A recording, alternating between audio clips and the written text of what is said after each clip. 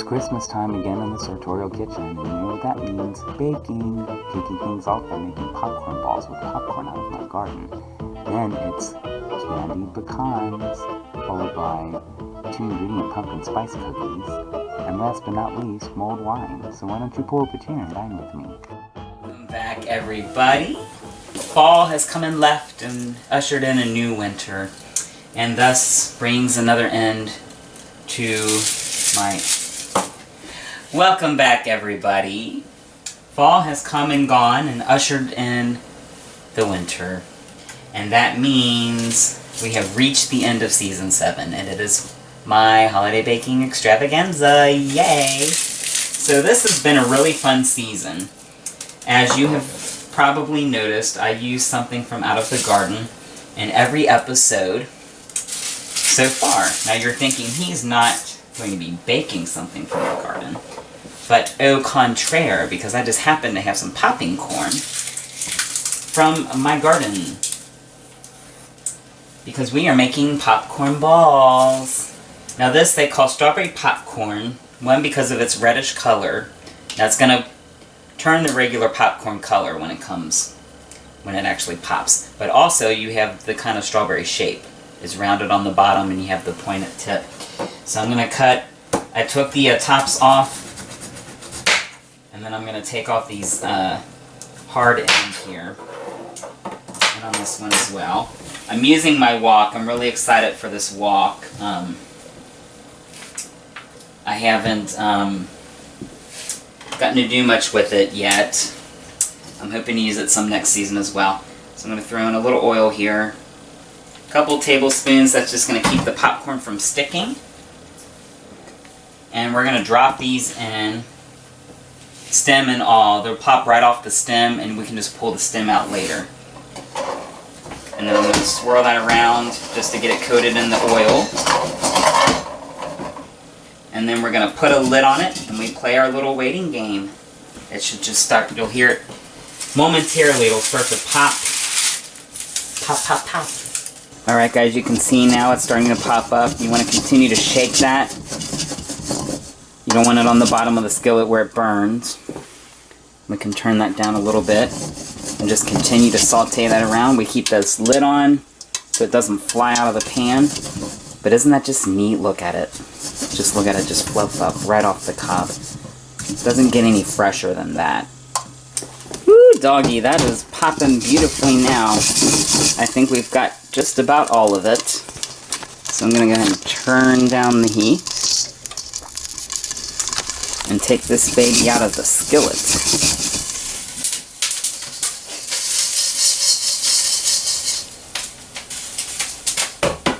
Okay, this looks pretty good, guys. Nice little cutesy tiny pieces. And still that great popcorn texture. I'm going to dump this. I got a little bowl here. Oops. A few pieces. I want to go ahead and flavor this, so I'm going to throw in a little of some butter seasoning. Turn this back on. Throw in some salt. That does have lots of flavor, and I'm just going to kind of toss that up.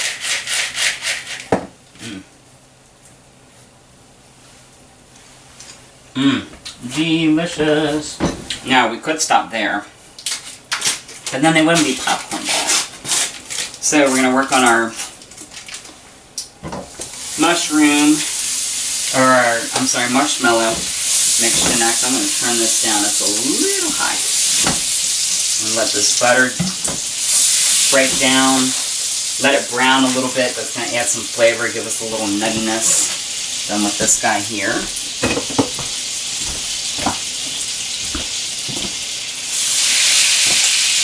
I like to use cold butter as opposed to room temperature, so it has time to kind of break down without getting too hot.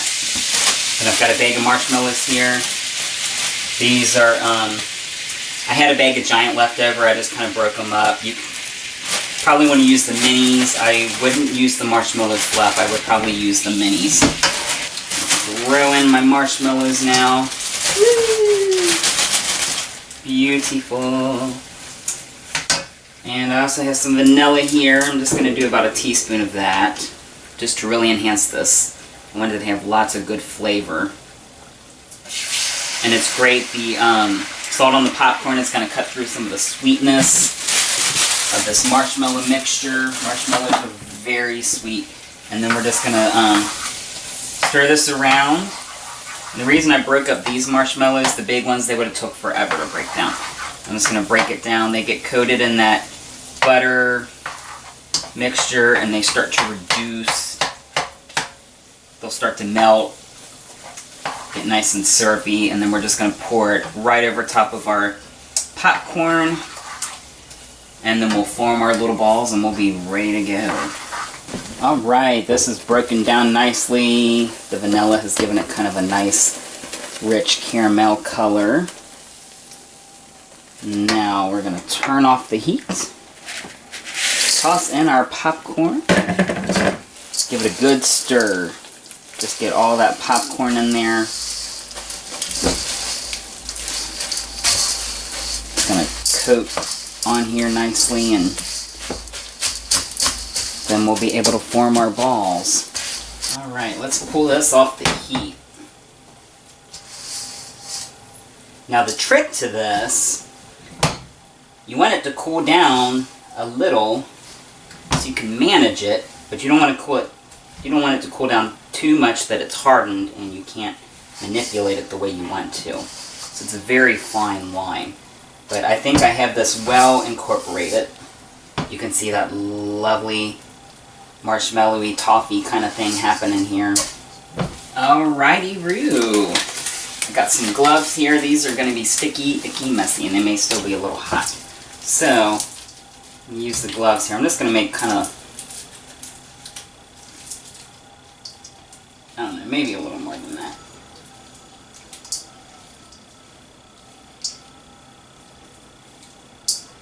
Okay. I think that looks pretty good. I got some wax paper down just to kind of give these something to finish cooling off on.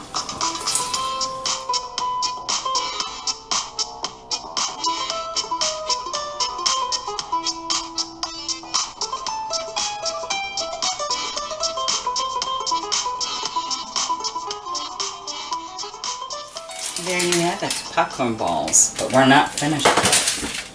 I have got some red and green sanding sugar. I thought it would be fun to kind of sprinkle a little sugar on these just to give them a little holiday color. Because let's face it, brown balls, not very festive. And then a little of the green here. We got both colors.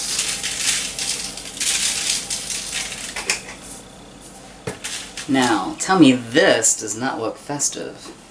Let's go in for a taste. Mmm. Yum.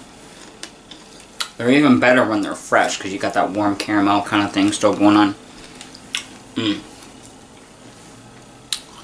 What's great is it's sweet. You know, it's that nostalgic kind of sweet thing. Sticky, toffee-like. You have a little bit of that salt coming in from earlier, which cuts through that sweetness, and you get that kind of buttery flavor, that brown butter.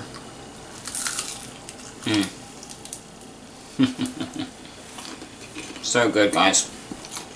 Okay, I'm going to clean this up, and we're going to move on to our next dish. Alright guys, welcome back. We made our popcorn balls. Now I've got some pecans here. We're going to be making sugar pecans, or glazed pecans. So it's just one package of pecan halves. I'm just going to spread that out nice and evenly on the baking sheet here. I've already got my skillet nice and warm. So to make our mixture here, it's a stick of butter.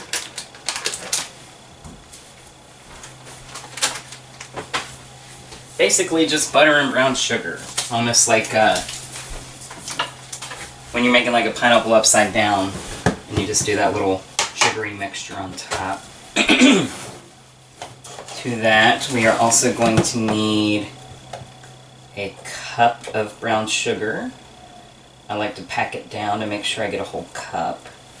I'm going to go ahead and throw in my sugar. And I just want to stir that around really good so that butter gets into it and it dissolves. I like to let it get a little brown. Gives it a nuttiness which plays nicely with the pecans. And then I'm also going to add a little vanilla here. I think we're using vanilla in just about every recipe today. Just a teaspoon of the good stuff. Continue to stir this in.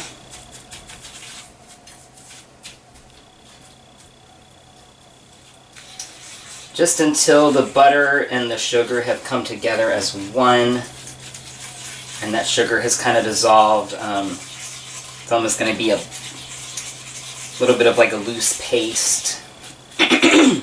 Alright, there is our butter and brown sugar. I'll bring my nuts over here so you can see what I'm doing. So we're just going to take that off the heat.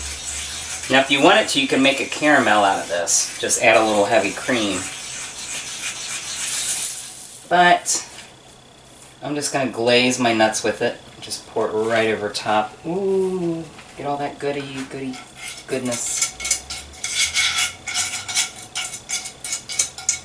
No man left behind. Okay, set that there for a second. Now we're going to come in here. I think I'll use my wooden spatula.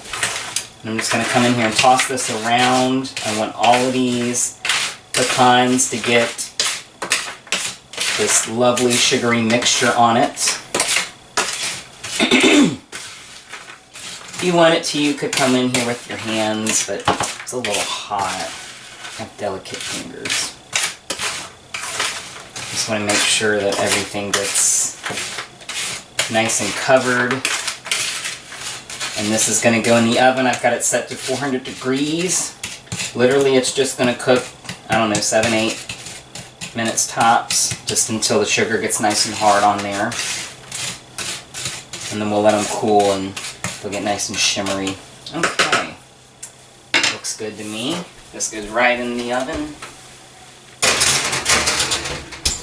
Like I said, just, yeah, about 8 minutes tops. You can check them.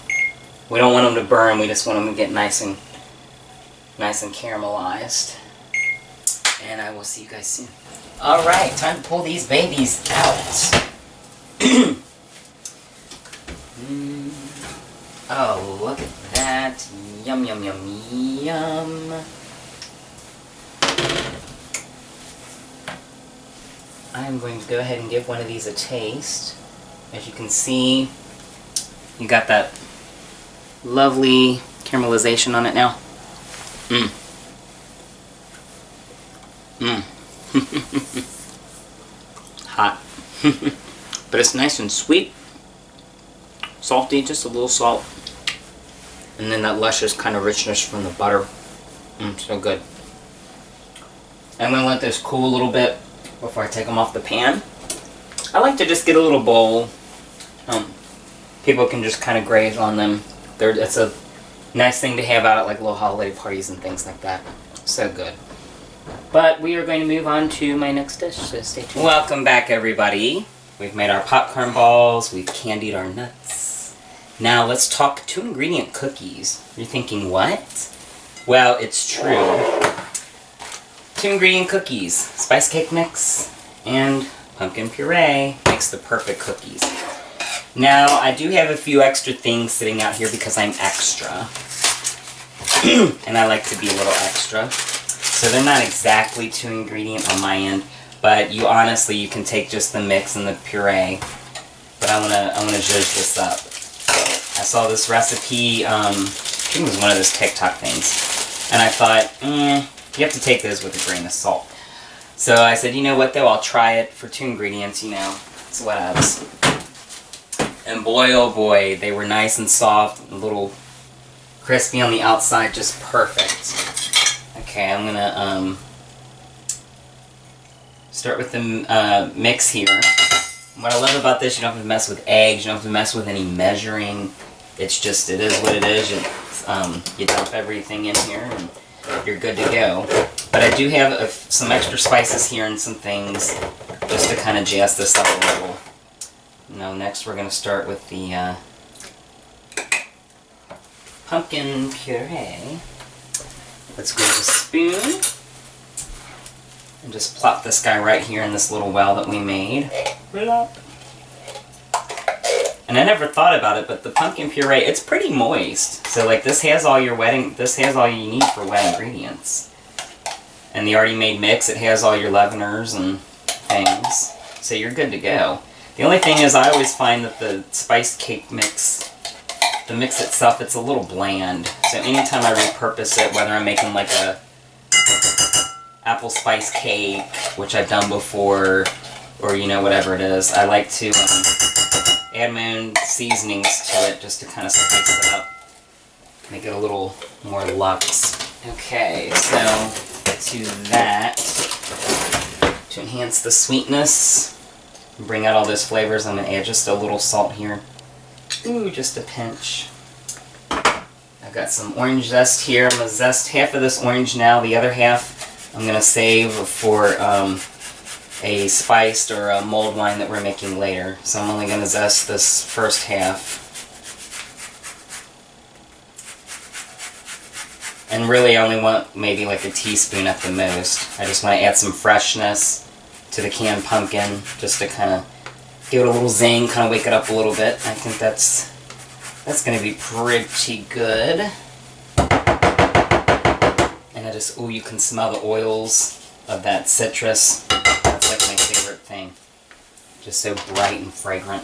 Okay. And for a little more wet ingredient, some vanilla here. I'm also doing about a teaspoon. This is good vanilla. I like to use the good stuff. And some spices here. We got some cinnamon. About, let's say about a half teaspoon of cinnamon. And then I've also got some clove and some nutmeg, and we're going to do maybe about a quarter teaspoon of those. They're a little stronger. And again, this already has some spice in it. I just want to jazz it up a little. And then we just come in here and give it a mix. And the reason I like to make the well is I can come in here like that and pull the flour into this mixture. Always make sure we come at the sides here and get all the little bits that like to chill out and hide from the whisk. Just come right in here. And see how that's coming together already? And they're a gorgeous color. I mean, it's that beautiful orangish brown. You can see the little specks of the orange zest running through there. And that looks pretty good. See, you got that kind of cookie consistency right there. Perfect. Alright. That looks pretty good, guys. Alright, so we got our cookie batter here. And I've got my little scoop. I'm just going to come in here. I've got my baking dish here. I just sprayed it with a little non-stick spray. Now if you want, you can make these a little bigger. I like using the scoop because I know everything's going to come out the same size.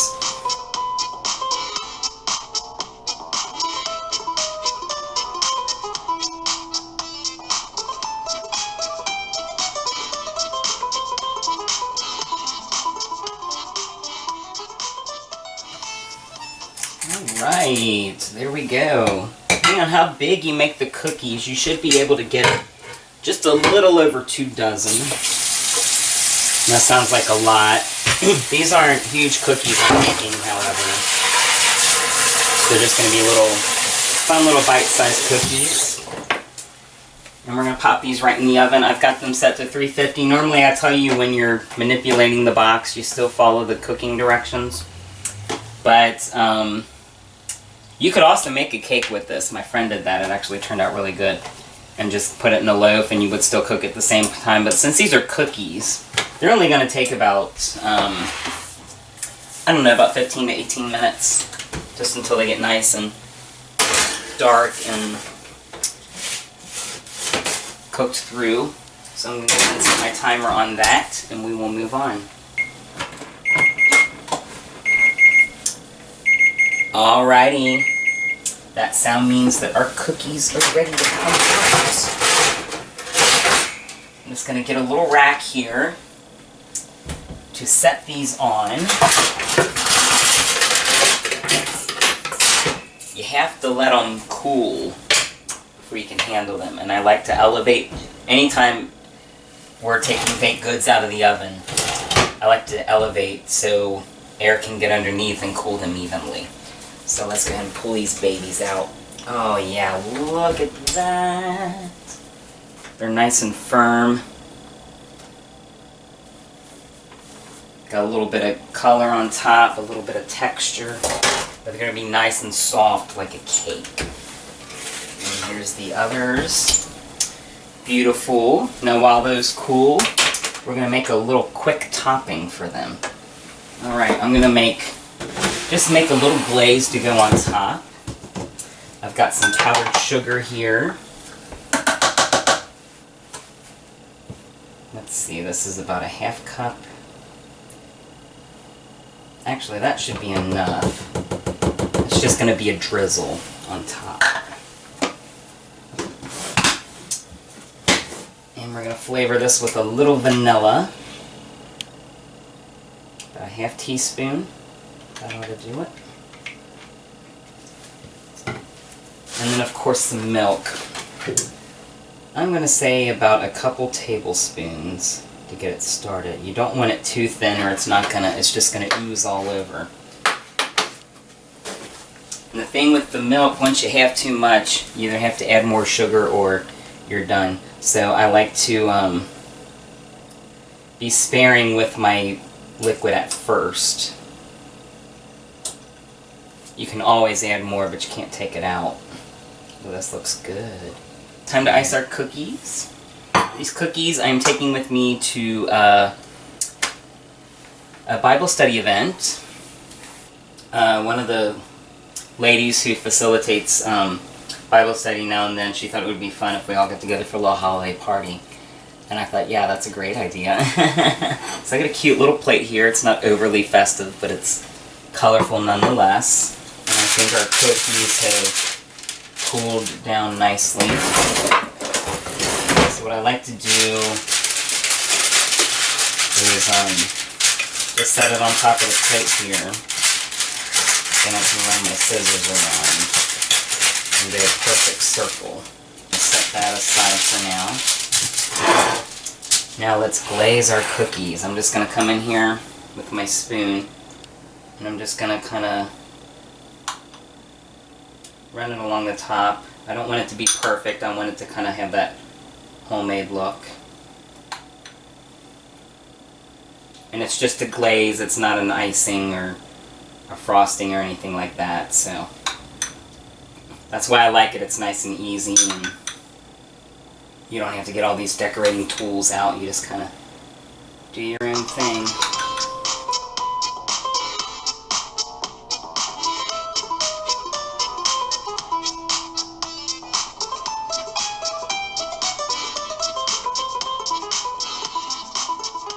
For the Bible study event, but I don't think they'll notice one missing, do you? So good. It's soft, almost kind of bread-like, but you get a little bit of texture on top. The orange and all those spices just really come together nicely. And just a little kiss of sweetness from that glaze on top. So good. Well, we've had popcorn balls, we've had sugared nuts, and we've had cookies. Now it's time for something to wash all that down with. Stay tuned. Welcome back, everybody. We are just plugging along. Now you know it's not a holiday baking special without some kind of beverage, cocktail, whatever you want to call it.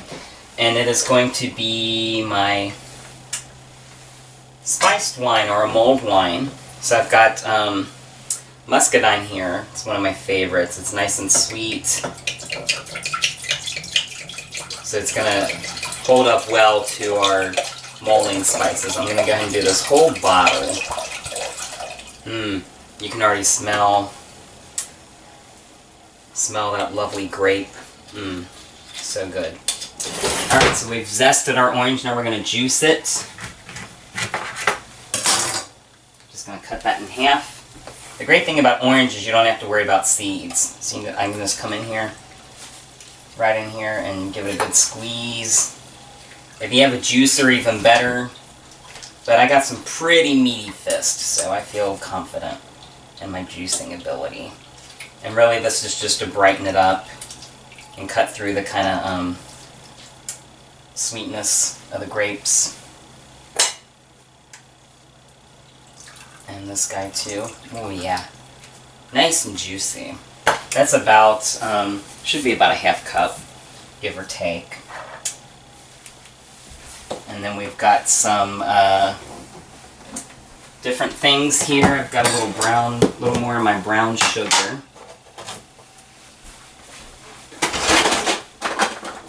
And I just want about a half cup of that. It's going to make it nice and luscious. I also have some clove here. If you want, you can use whole cloves. I'm just going to do about a half teaspoon of that and a half teaspoon of this nutmeg. Again, if you've got the whole nutmeg and you just want to kind of throw that in. And then also some stick cinnamon. I'm going to throw in, let's see, that's about 4 sticks altogether. And we're just letting it chill. I've got it on a medium heat. I don't want it to boil, I want it to come to a simmer. And then we'll turn it down and we'll strain all of this out of there and we will be ready to enjoy. Alright, I'm just going to give this a little stir. Break up that sugar, help make sure it gets nice and dissolved and incorporated. So aromatic with the orange and just the wine and everything. So good. And I'm just going to let this continue to reduce and give this one more little stir. I think that looks pretty good. Actually, I'm going to go ahead and turn that off. And then you just want to be real careful when you pour it. Make sure we're getting it into the jar.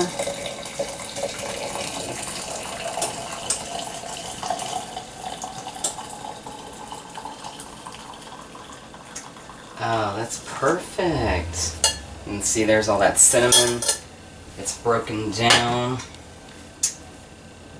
This is nice and warm. Perfect. So 1 bottle of wine. It's only going to get you, I don't know, maybe 2 servings.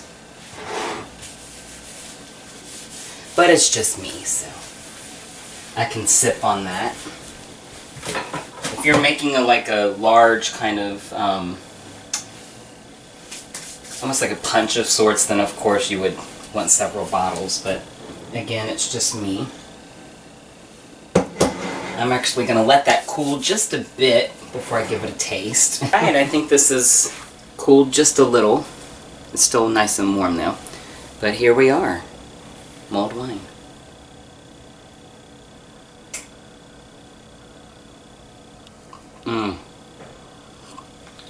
Ooh, yum. This is great. You know, if it's cold out, this is a nice warm beverage to have. You could do this with cider as well. Oh, but it's great.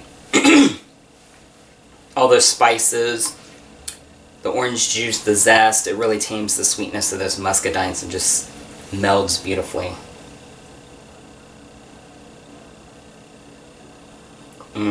So good.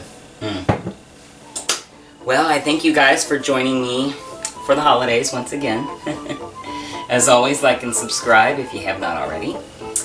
Hit me up in the comments section, and until next time, bon appetit. Merry Christmas from the Sartorial Chef.